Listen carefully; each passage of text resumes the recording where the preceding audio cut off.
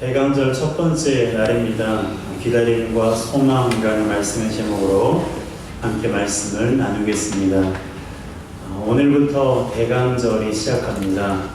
대강절이란 주님 오실 날을 기다리는 절기를 뜻하는데요. 때문에 대림절 혹은 강림절이라고 불리기도 합니다.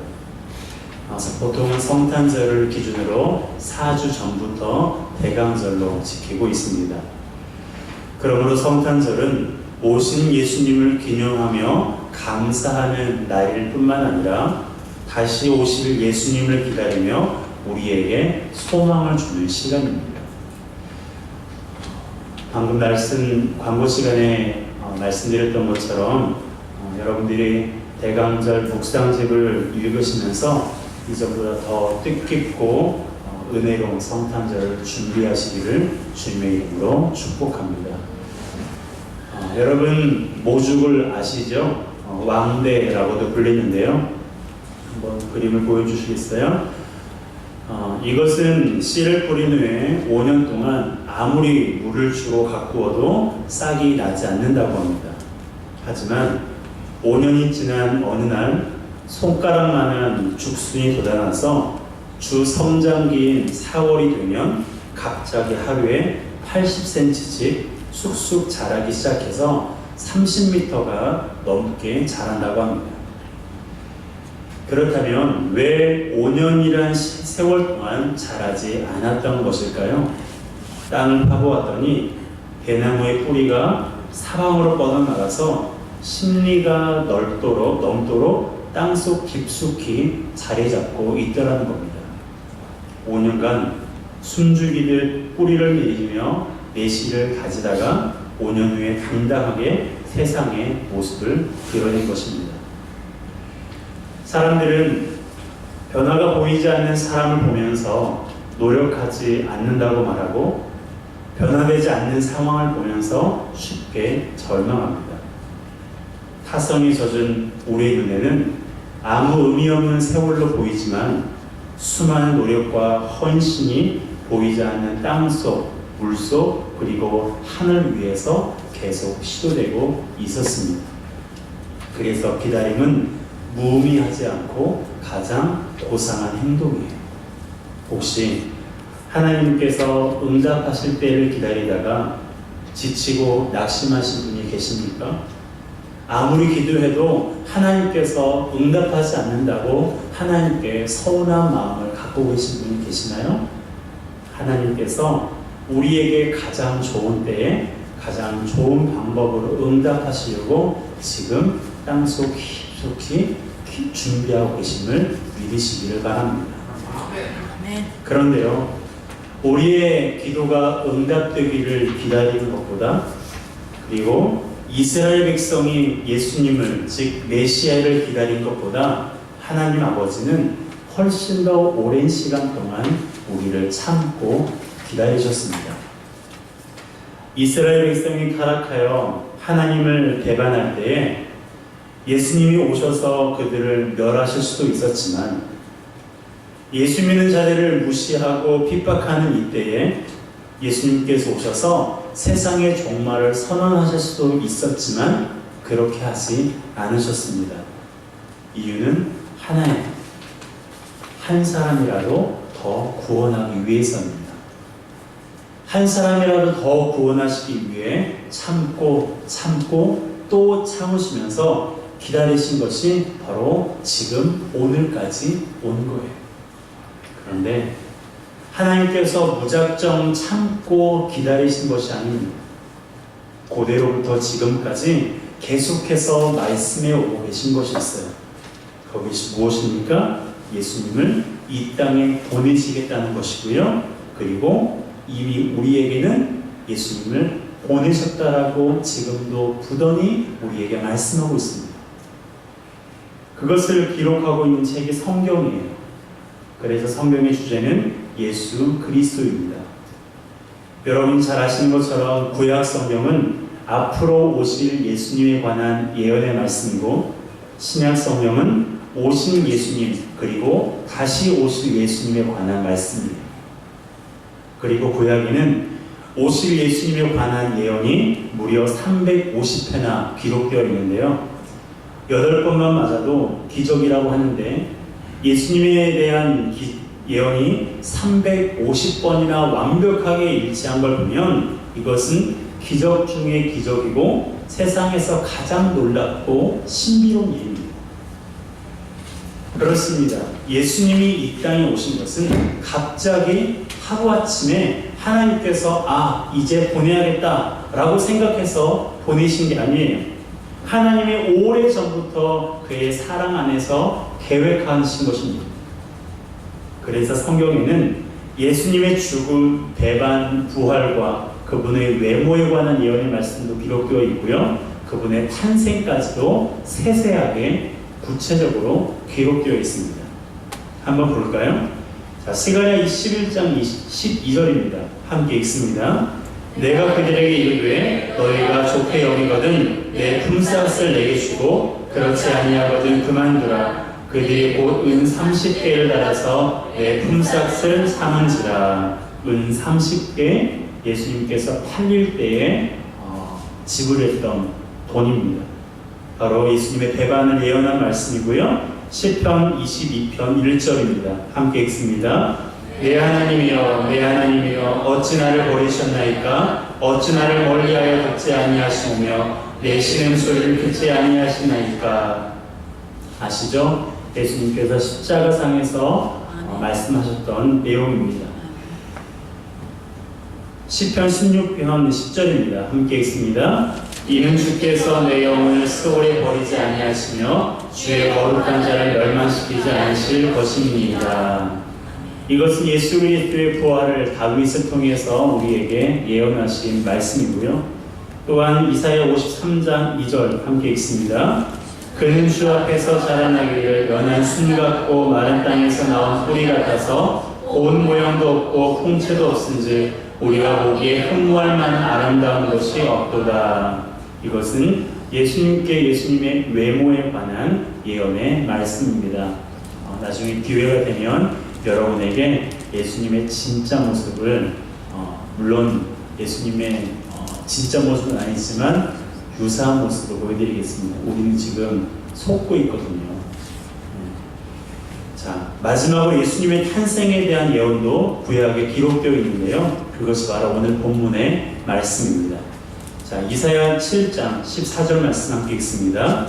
그러므로 주께서 친히 친족을 저에게 주실 것이라. 보라 처녀가 잉태하여 아들을 낳을 것이요 그 이름을 임마누엘이라 하리라. 아멘. 여러분 어떠세요?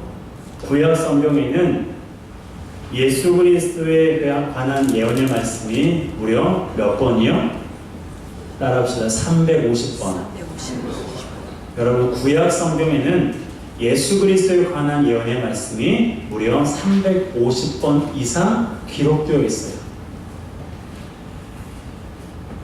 그렇다면 하나님께서 구약 성경에 예수님에 관한 예언의 말씀을 그토록 많이 기록해 놓으신 이유가 무엇일까요? 그것은 바로 우리에게 소망을 주시기 위해서입니다. 예수님이 오시기 전 이스라엘은 로마의 지배를 받았어요. 그리고 오늘 본문이 기록된 배경도 유다가 적군들에 의해 위기를 만난 상황 속에서 주어진 말씀입니다. 이때 하나님은 이사야 선지자를 통해서 메시아를 예언하게 하시면서 유다에 소망을 주기를 원하셨어요. 물론 유다 왕 아하스는 이 예언의 말씀을 받아들이지 않았습니다. 그럼에도 불구하고 하나님은 이사야를 통해서 말씀을 선포하게 하셨고 백성들에게 소망을 주셨어요. 때문에 그 당시는 아니었지만 이스라엘 백성은 구약에서 예언하고 있는 메시아를 학수고대했습니다. 물론 그들은 로마의 압제에서 구원하는 정치적인 메시아를 기대했지만 메시아가 오실 것에 대해서는 의심하지 않았어요. 그리고 그들의 믿음대로 메시아이신 예수님께서 이 땅에 오셨고 그들을 구원해 주셨습니다. 로마의 압제로부터의 구원보다 더 중요한 구원, 바로 죄로부터의 구원을 예수님께서 이루셨습니다. 여러분, 죄로부터의 구원이 더 중요한 이유가 무엇일까요? 죄는 인간과 하나님과의 교제를 막음으로 우리를 고통에 몰아넣는 원인입니다.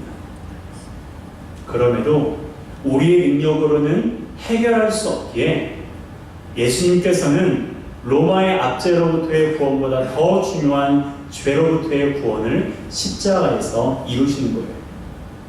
그러므로 예수님께서는 죄에 매여 종노릇하고 있는 저와 여러분을 불쌍히 여기셔서 인간의 몸을 입고 이 땅에 오신 것입니다. 그리고 죄 없으신 예수님께서 우리의 죄를 대신하여 십자가에 죽으시고 3일 만에 부활하셨어요. 놀라운 사실은 이것을 믿는 자는 누구든지 죄의 사함을 받고 영원한 생명을 얻어 구원에 이르게 된다는 것입니다. 여러분, 이보다 더 확실한 소망이 어디 있습니까? 세상의 소망은 보이지 않습니다. 하지만 우리가 바라는 소망은 선명하게 보여요. 그분의 말씀과 그분의 능력과 그분의 사랑이 우리 앞에 놓여있는 성경에 세세하게 기록되어 있기 때문입니다. 이것을 믿는 자는 결코 실패의 자리에 머물지 않아요.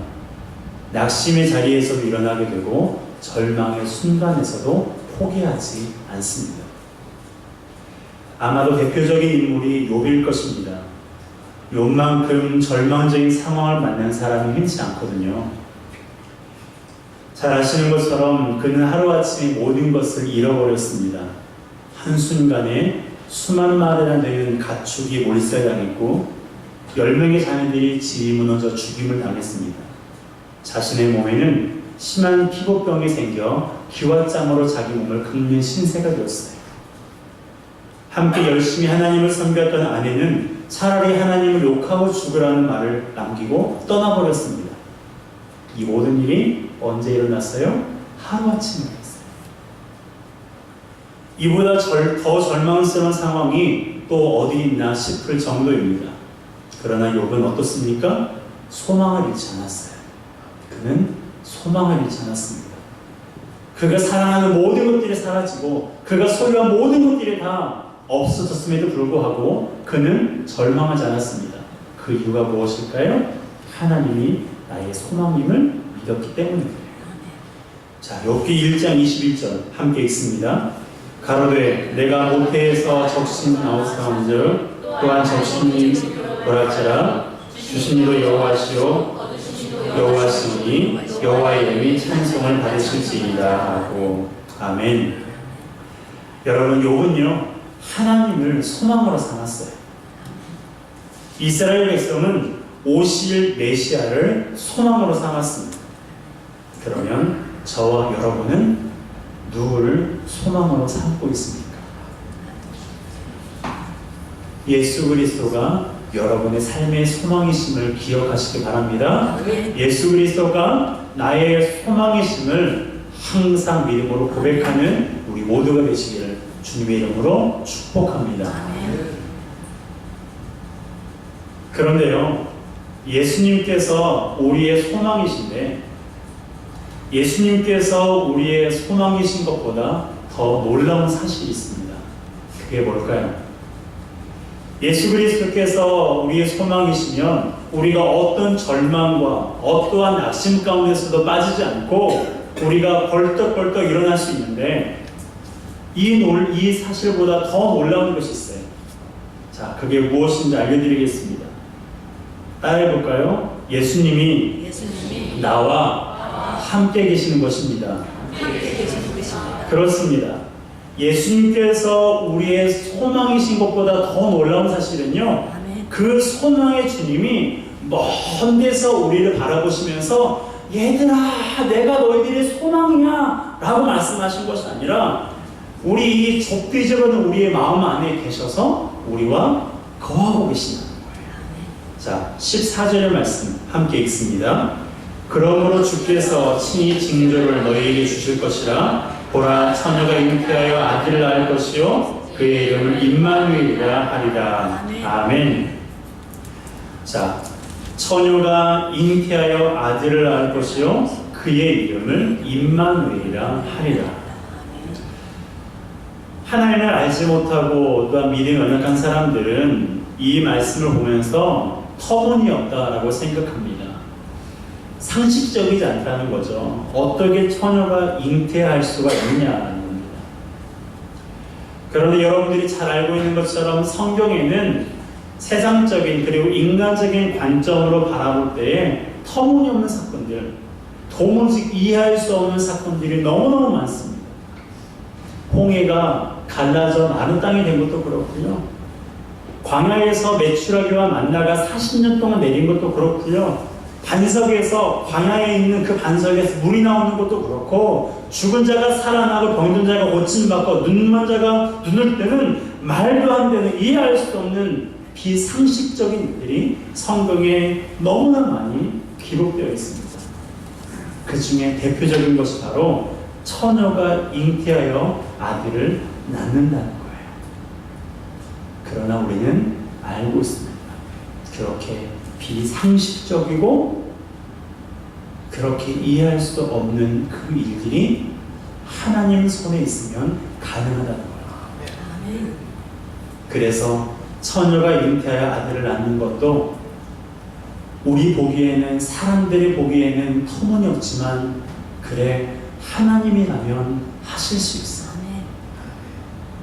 그래서 하나님의 능력으로 하신 그 일이 바로 예수 그리스도의 탄생인데요. 그의 이름이 누구라고요? 따라합시다. 임마누엘. 여러분, 임마누엘이라는 뜻은 하나님의 우리와 함께 계시다라는 뜻입니다. 여러분, 하나님의 소원이 뭔 줄 아세요? 하나님은 우리와 함께 계신 것이 그분의 소원입니다. 우리 인간을 창조하시기 전부터 우리 인간을 계획하셨고, 그리고 언제나 하나님은 우리와 머물기를 원하셨어요.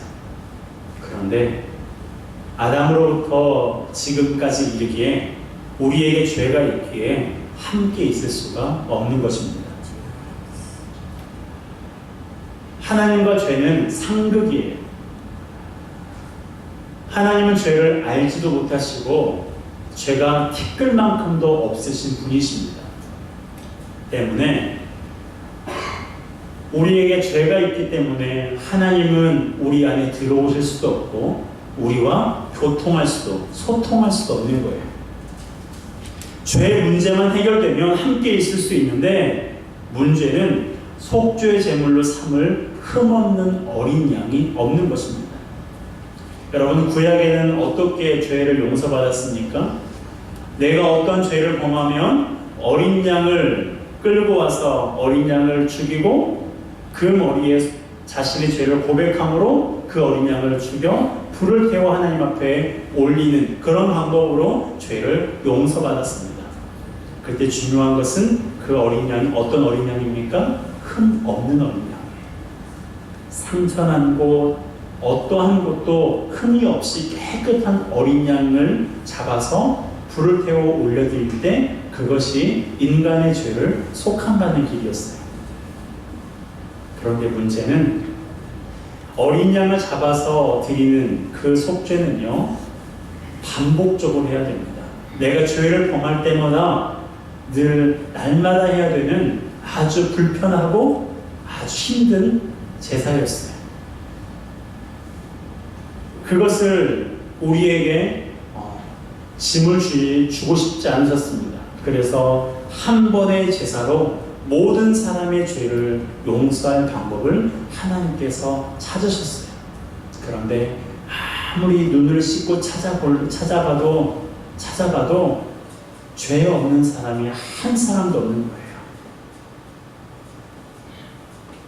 방법은 하나밖에 없었습니다.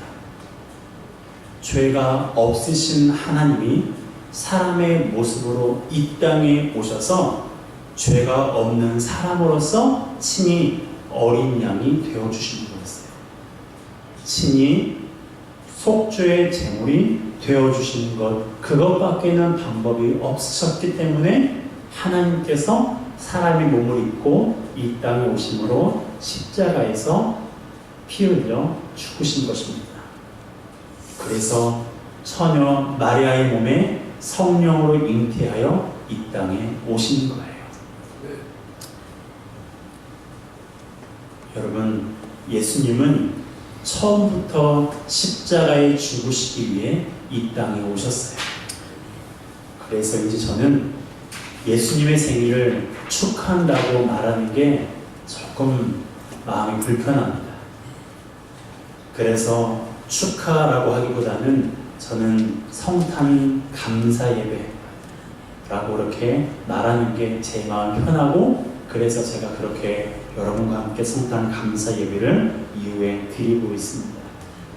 여러분, 하나님은 예수 그리스도로 말미암아 우리와 함께 계실 수 있게 되었어요. 그분의 평생의 소원, 아니 그분의 영원한 소원이신 우리와 함께 머무시는 것이 이제 가능해진 거예요.